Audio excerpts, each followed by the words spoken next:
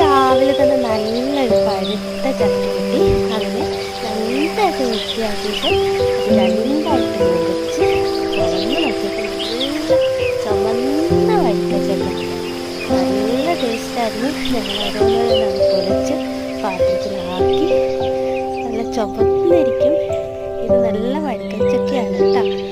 ചക്ക ഇഷ്ടമുള്ള എല്ലാവരും ലൈക്ക് ചെയ്യണേ. നല്ല മധുരമുണ്ട്, നല്ല ചുമന്നിരിക്കുന്ന ചക്കയാണ്.